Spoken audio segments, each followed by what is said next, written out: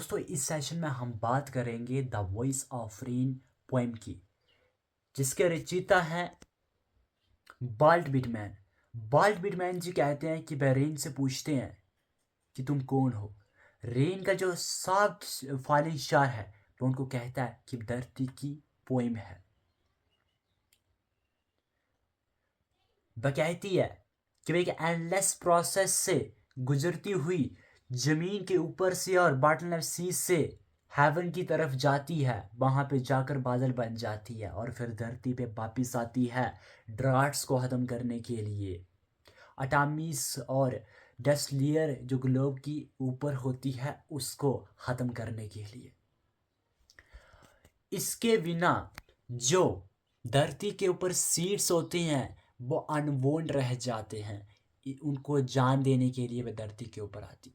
इसको कंपेयर किया गया है एक सॉन्ग से, जैसे कि एक सिंगर एक सॉन्ग गाता है, वो सुनने वालों लोगों के हृदय में जाता है, फिर वापस वहाँ से निकलकर सिंगर के हृदय तक जाता है। उसी तरीके से जो बारिश है जे धरती की सफाई करने के बाद दोबारा आसमान में चली जाती है, फिर नीचे आ जाती है। जो एंडलेस प्रोसेस चलता जाता है जिसको कोई टच भी नहीं कर सकता।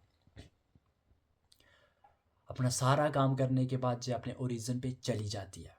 तो हमने इस पाए में यही जो बेसिक चीज़ है सीखी है। आई होप कि you have understood this thing in the very good manner. इस सेशन में हम बात करेंगे द लिबर्नम टॉप पोएम की। इसके रचयिता हैं टेड हगस। टेड हगस जी बताते हैं जो लिबर्नम टॉप होता है वो एकदम शांत और रुका हुआ होता है, और सितंबर के आफ्टरनून की जेलो सनलाइट में जो पत्ते होते हैं वो पीले पड़ चुके होते हैं और जो सीड होते हैं ना इसके वो नीचे गिर रहे होते हैं। हालांकि जो लिबर्नम ट्री के जो सीड होते हैं बोला जाता है कि जहरीले होते हैं, और ऐसा तब तक होता रहता है जब तक कि एक गोल्डफिंच नामक वर्ड वहाँ पे नहीं आ जाता। जैसे ही वो आता है तो ऐसा लगता है जैसे कि मशीन स्टार्ट हो चुकी हो। उसके आने से क्या होता है कि हलचल मचना शुरू हो जाती है। वो ब्रांच के एक एंड पे आता है और वहाँ से हिलता हिलता अपने नेस्ट की तरफ जाता है। वहाँ पे जैसे ही जाता है तो इसके जो जंग वांट्स होते हैं वो भी चिर्पिंग साउंड निकालते हैं, मानो कि जो अपने फैमिली के लिए एक इंजन हो, इंजन जो कि उनको फीड कर रहा होता है। ये एक लिजार्ड की तरह अब्रप्ट सडन मूवमेंट दिखाता है और काफ़ी सीरियस लगता है। और फिर कुछ देर बाद जब वापिस ब्रांच के एंड के पास जाता है और वहाँ से उड़ता है और अपना बैरिड आइडेंटिटी फेस दिखाता है। और इस के बाद वह स्काई की तरफ चला जाता है। ठीक है, तो इस कहानी में हमने देखा स्काई की तरफ जाता है, उसके बाद जो लिबर्नम ट्री होता है वो वैसा का वैसा शांत और रुका हुआ हो जाता है। इस कहानी में मेनली जो हमने पढ़ा कि लिबर्नम ट्री साइलेंट होता है। अचानक से कोई एक बर्ड आता है, मूवमेंट फैलाता है, उसको एक मशीन की तरह स्टार्ट करता है, स्वयं अपने फैमिली के लिए एक इंजन की तरह काम करता है, दोबारा वहाँ से एक ब्रांच के एंड पे जाता है, वहाँ से उड़ जाता है स्काई की तरफ, और जो लिबर्नम ट्री है वो वैसा का वैसा ही हो जाता है। तो दोस्तों आज के सेशन में हम बात करने वाले हैं अ फोटोग्राफ पोइम की, जिसकी रचयिता शायरली टुल्सन है। इस कविता में बताया गया है कि जो कार्डबोर्ड है वो दिखाता है कि किस तरीके से पोइट की जो मदर है वो और उसकी साथ बिट्टी और डोली एक बीच पे जाते हैं। बीच होता है समुद्री तट पे जाते हैं ऐसे ही मज़े लेने के लिए। जो 12 साल की लड़की उस फोटोग्राफ में दिखाई दी है वो अपने एंकल जिन्होंने कैमरा पकड़ा है उसके ऊपर देख के स्माइल करती है। अब इस पाई में ये भी बताया गया है कि जो समुंदर जिसने उसकी माँ और उसकी माँ के जो ट्रांसिट स्पीड है उसको धोया है वो वैसा का वैसा ही है, लेकिन जो वो इंसान है वो पूरी तरह से बदल चुका है। अब कुछ 20 या 30 साल बाद क्या होता है कि पोइट की मदर उस फोटोग्राफ को दोबारा देखती है और कहती है कि देखो बिट्टी और डोली ने हमें किस तरीके से बीच के लिए ड्रेस्ड किया था। उस फोटोग्राफ को देख के वह हंसती है।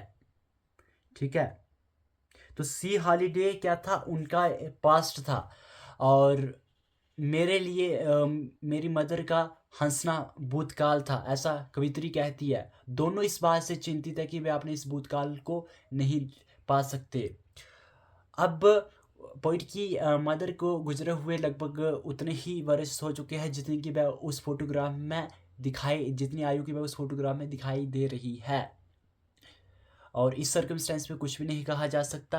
अंत में कहा गया इट साइलेंस साइलेंस है, यानी कि दुर्भाग्य से अपने दुख को जताने के लिए ये बात कही गई है। ठीक है, बहुत ही आसान पोइम है, इसमें हमने बहुत अच्छी चीज़ें पढ़ी और काफ़ी अच्छी है, सुंदर कहानी है पोइम में। तो आज के सेशन में हम बात करेंगे the tale of Melon City. ये कविता है जिसको लिखा है विक्रम सेठ ने। इस कविता में ये बताया गया है कि एक बहुत ही शांत राजा एक आर को बनाने का आदेश देता है जहाँ से वह लोगों की बुलाई कर सके अपना भाषण देकर। आर्क बनाया जाता है, लेकिन क्या होता है कि जैसे ही राजा अपने घोड़े के ऊपर सवारी करता हुआ उस आर्क के नीचे से गुजरता है तो उसका मुकुट उस आर्क को लग जाता है और वो नीचे गिर जाता है। जो राजा को काफ़ी डिसग्रेसफुल लगता है। अब इतना उसको क्रोध आता है कि वह किसी को फांसी देना चाहता है। सबसे पहले चीफ ऑफ बिल्डर को बुलाया जाता है फांसी देने के लिए, लेकिन चीफ ऑफ बिल्डर कहते हैं कि ये गलती हमारी नहीं है, हमने वर्कर्स को अच्छे से इंस्ट्रक्शन दी थी कि किस तरीके से आर्क बनाना है। तो फिर वर्कर्स को बुलाया जाता है, लेकिन वर्कर्स कहते हैं ये हमारी गलती भी नहीं है, ये ईंटें ही छोटी थी, यानी कि ईंटें बनाने वालों की गलती है। तो मैसन्स को बुलाया जाता है, ये वो लोग होते हैं जो ईंटें बनाते हैं। तो इन्होंने कहा कि गलती हमारी भी नहीं है, हमने उसी तरीके की ईंटें बनाई हैं जैसे कि आर्किटेक्ट ने कहा था। तो आर्किटेक्चर को बुलाया जाता है। फिर आर्किटेक्चर कहता है कि गलती मेरी भी नहीं है, क्योंकि मैं तो सही तरीके से मैपिंग कर ही रहा था, लेकिन महाराज आपने ही उस मैपिंग में बदलाव लाया था अपने इच्छा अनुसार। तो राजा को पता नहीं चलता कि अब क्या किया जाए। तो वो कहता है, आदेश देता है कि इस शहर के सबसे बुद्धिमान आदमी को बुलाया जाए निर्णय लेने के लिए। तो कहीं से एक बूढ़े और अंधे आदमी को बुलाया जाता है। वो कहता है कि ये गलती तो उसकी है, उस आर की है जिसने महाराज का मुकुट गिराया। तो राजा कहता है कि उसी को फांसी दी जाएगी। राजा नहीं कहता, शायद वो बूढ़ा कहता होगा। तो आर को फांसी देनी चाहिए। तो राजा कहता है कि ठीक है, लेकिन फिर कोई कंसलर कहता है कि ऐसा कैसे किया जा सकता है, जिस आर्क ने जिस चीज़ ने महाराज का मुकुट छुआ हो उसको हम कैसे फांसी दे सकते हैं, ये तो काफ़ी बुरी बात होगी। राजा कहता है ये भी सही है। ठीक है, बाद में किसी को तो फांसी देनी थी। तो राजा क्या करता है, एक फंदा को सेटल करवाता है, और जिस आदमी का उस फंदे में गला बैठ जाए या फिर उसकी हाइट वहां तक पहुंच जाए, जब इन दोनों नहीं यार। तो राजा फिर बाद में ये डिसाइड करता है, जब बाद में ये डिसाइड किया जाता है कि जिस आदमी का उस फंदे में गला घुस जाए और उसकी हाइट उस तक पहुंच जाए तो उसको फांसी दी जाएगी। सारे लोगों को उस फंदे में डाला जाता है, लेकिन किसी का भी सिर जब फिर बोले तो हाइट उतनी नहीं होती जितनी चाहिए थी। तो बाद में राजा का ही सिर वहाँ पे फिट आता है तो उसको फांसी दे दी जाती है, और लोग कहते हैं कि वाह वाह मतलब किसी को तो फांसी मिली। तो बाद में ये डिसाइड किया जाता है कि जो बंदा आर के नीचे से गुजरेगा वही डिसाइड करेगा कि हमारा अगला राजा कौन होगा। तो एक पागल सा आदमी उस आर के नीचे से गुजरता है और वो कहता है कि मेलन। तो फिर मेलन को राजा घोषित कर दिया जाता है, उसको क्रोन पहनाया जाता है। और मेलन की खास बात तो ये थी कि जे लोगों को फ्रीडम देता था, किसी तरीके की कोई मतलब इक्वालिटी प्रोवाइड नहीं, मतलब जो फ्रीडम देता था, लोग अपने इच्छा अनुसार काम कर सकते थे, जो कोई भी कंप्लेन नहीं करता था। तो इस कहानी में बस इतना ही है, और हमने ये कहानी आपको ट्रांसलेट करके बताई है। सो फ्रेंड्स, आज के इस सेशन में हम पढ़ेंगे चाइल्डहुड के बारे में, जिसे मार्कस नेथन ने लिखा है। तो चलिए शुरू करते हैं। मार्कस नेथन जी पहले स्टैंजा में लिखते हैं कि मेरा बचपन कब चला गया।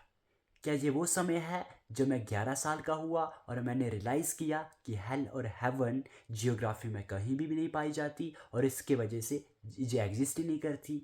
क्या ये वो समय है जब मेरा बचपन चला गया। दूसरे स्टैंजा में हमारे कवि लिखते हैं कि मेरा बचपन कब चला गया। क्या ये वो समय है जब मैंने रियलाइज़ किया कि जो अडल्ट होते हैं वो जैसे दिखते हैं वैसे होते नहीं, क्योंकि वह हमें सिखाते हैं कि प्रेम क्या होता है उसके बारे में पढ़ाते हैं, लेकिन स्वयं प्रेम से कार्य नहीं करते। क्या ये वो समय है जब मैंने ये चीज़ रियलाइज़ की कि मेरा बचपन चला गया। तीसरे स्टैंजा में भी यही बात कही है कि मेरा बचपन कब चला गया। क्या जी वो समय है जब मैंने ये महसूस किया कि जो मेरा मन है वो मेरा ही है और मैं जो चाहूँ वो आइडिया इससे तैयार कर सकता हूँ और वो मेरे ही विचार होंगे, दूसरों के नहीं होंगे। क्या तब मेरा बचपन चला गया। चौथे स्टैंजा में जो कहते हैं, थोड़ा अलग कहते हैं, मेरा बचपन कहाँ चला गया। ध्यान दीजिए, मेरा बचपन कहाँ चला गया जे कहा है। मेरा बचपन कब चला गया जे फोर्थ स्टांजा में नहीं कहा है। हालांकि पिछले 3 स्टांजा में यही कहा गया कि मेरा बचपन कब चला गया, लेकिन फोर्थ में कहा गया मेरा बचपन कहाँ चला गया। स्वयं कहते हैं मेरा बचपन फॉरगटन प्लेस में चला गया है, उस जगह में चला गया है जिसको मैं भूल चुका हूँ। मेरा बचपन एक इन्फेंट फेस में चला गया है, उस फेस में चला गया जो इनोसेंट फेस है, जो बेबी फेस है, उसमें चला गया है। और बस इतना। इसी के साथ जो हमारी पोइम है वो ख़त्म होती है। इस पोइम के अगर हम थीम के बारे में बात करें तो जो हमें इस चीज़ का आइडिया देता है कि जो हमारी इनोसेंस होती है वो बचपन में ही रहती है, लेकिन जैसे हम चीज़ों के बारे में अवेयर होने लगते हैं, हमें चीज़ों की जानकारी मिलना शुरू होती है, तो हमसे जो इनोसेंस होती है वो भी दूर चली जाती है। धन्यवाद। आज के सेशन में हम बात करेंगे फादर टू सन पोइम की, जिसे लिखा एलिजाबेथ जेनिंग ने। दोस्तों, जहाँ पे एक पिता कहता है कि मैं इस बच्चे को नहीं समझता, हालांकि हम कई सालों तक एक ही घर में रहे हैं, लेकिन मैं फिर भी इसके बारे में कुछ नहीं जानता। मैं इसके साथ एक ऐसा रिश्ता बनाना चाहता हूँ जो मेरा इसके बचपन के साथ था, जो अभी मैंने किल कर दिया है। जो बीज मैंने बोया था इसके ऊपर, जहाँ पे ज़मीन इसकी है लेकिन मेरा कुछ भी नहीं है। हम एक दूसरे के साथ ऐसे बात करते हैं जैसे अजनबी करते हैं, जहाँ पे हवा में एक दूसरे को समझने का कोई भी चिन्ह नहीं है। ये पूरा को पूरा मेरे पे गया है, लेकिन ये किसे चाहता है इसके बारे में मुझे कुछ भी नहीं पता, और मैं आपके साथ ये व्यक्त भी नहीं कर सकता। और हमारे आसपास साइलेंस छा जाती है। अगर ये अपने पिता के घर में वापिस आ जाए, उस घर में वापिस आ जाए जिसे ये पहले से जानता है, बजाय इसके कि वे एक नई दुनिया बनाए और उसके ऊपर चले, तो मैं इसे फजूल खर्च भी करने दूंगा, मैं इसे माफ़ कर दूंगा। हम घृणा को प्रेम में बदल देंगे। हम बाप और बेटे एक ही ग्लोब और ज़मीन के ऊपर रहते हैं, लेकिन फिर भी अगर जब कुछ बोलता है तो उसको मैं समझ नहीं सकता।